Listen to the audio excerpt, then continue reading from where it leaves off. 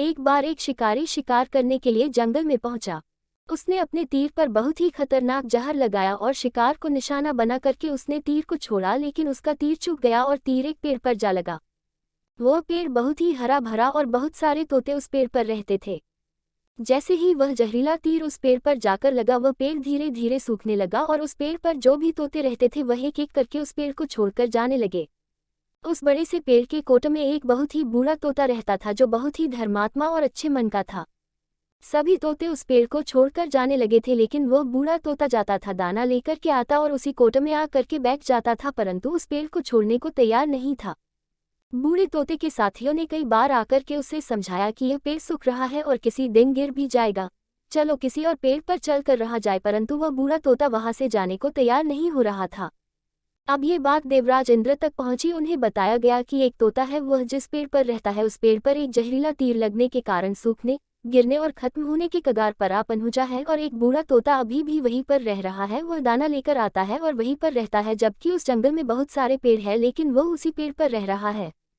देवराज इंद्र प्रकट हुए और उस बूढ़े तोते से कहने लगे कि आप बहुत धर्मात्मा हैं, बहुत ही अच्छे मन के हैं, लेकिन आप इस पेड़ को छोड़कर किसी और पेड़ पर चले जाइए, क्योंकि यह पेड़ कुछ ही दिनों में गिर जाएगा। तालाब के पास में बहुत से बड़े बड़े हरे भरे पेड़ हैं, बड़े बड़े कोट हैं, उन पेड़ों पर फल भी लगे हुए हैं, उन्हें वहीं पर तोड़कर खा सकते हैं, परंतु यहाँ से आप चले जाए। तोता बोला, माफ कीजिएगा, इस पेड़ ने मुझे जीवन दिया है, शिकारियों से मेरी रक्षा की है, हर मौश में मेरे साथ रहा है, ये कोट मेरा घर है, यहाँ मैं पला बड़ा हूँ, इस पेड़ को मैं छोड़कर कैसे जा सकता हूँ? इस पर संकट आया है तो क्या मैं इसे छोड़कर चला जाऊँ? मैं ऐसा कभी नहीं कर सकता। देवराज इंद्र तोते के इस बात से बहुत ही प्रसन्न हुए। उन्होंने तोते से कहा, मैं आपके इस बात से बहुत ही खुश हूँ, मांगो जो आपको मांगना हो। उस बूढ़े तोते ने कहा, मुझे बस इतना मांगना है कि जिस पेड़ ने मुझे जन्म दिया, जहाँ मैं रहा पला बड़ा, जिसे आप मेरा जन्मभूमि कह सकते हो, आप इसे फिर से वैसा ही हरा भरा कर दो जैसा ये था। देवराज इंद्र ने अमृत से उस पेड़ को सिंच दिया और पहले की तरह हरा भरा कर दिया। अब वापस से उस पेड़ पर आकर के बाकी तोते रहने लगे। वह बूढ़ा तोता कुछ समय तक और जिंदा रहा, फिर उसकी मृत्यु हो गई और वह स्वर्ग में चला गया।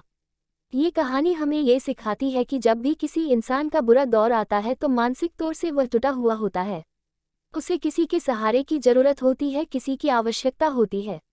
अगर आप ऐसे समय में उससे मुंह मोड़ लेंगे तो आपसे बुरा कोई नहीं है, क्योंकि आप किसी के सुख का साथी बने या ना बने, लेकिन आपको हमेशा किसी के दुख का साथी जरूर बनना चाहिए।